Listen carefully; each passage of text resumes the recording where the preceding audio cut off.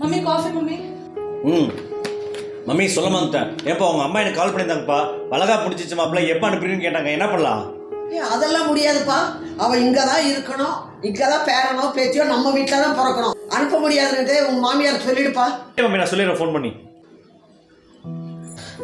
நார்மலா வீட்டுக்கு அனுப்புறதுக்கு 1008 ரீசன் சொல்லுவாங்கன்னு இந்த நேரத்துல கூட அனுப்ப மாட்டாங்க. இந்த மாதிரி வாழ்க்கை வேற யாருக்குமே இருக்க கூடாது. மம்மி அன்னைக்குதான் அவங்க வீட்டுக்கு போட்டு மம்மி உனக்கும் வயசாயிடுச்சு எனக்கும் ஆபீஸ்ல இருக்கும்போது 1008 ஃபோன் பண்றான் மம்மி இது வேணும் அது வேணும்னு. அதுவும் இல்லாம 7 மாசம் ஆச்சுன்னா வளகா பண்ணி அம்மா வீட்டுக்கு தான் நம்ம அனுப்பணும். அதானே முறை. முறைன்றது அந்த காலம்டா. அந்த காலத்துல மாமியார் கொடுமை இருந்தது, சாப்பாடு சரியா இருக்காது, வேலை அதிகமா இருக்கும். அதனால தாய் வீட்டுக்கு வளகா பண்ணி அனுப்பிடுவாங்க.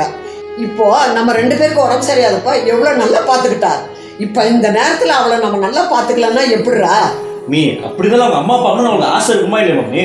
இருக்கட்டும், ஆசை இருக்கட்டும், வேண்டாம்னு சொல்லல. டெலிவரிக்கு முன்னாலே அவங்க அம்மா வரவழைச்சிரு, குழந்தை பிறக்கிற வரைக்கும் நம்ம வீட்டுல இருக்கட்டும். இதை பாருடா, எது இருந்தாலும் சரி என் மருமகளை நான் தான் பாத்துக்குவேன். நீ எது சொன்னாலும் எனக்கு பிரச்சனை இல்லை. சரி ஏதோ பண்ணுங்க.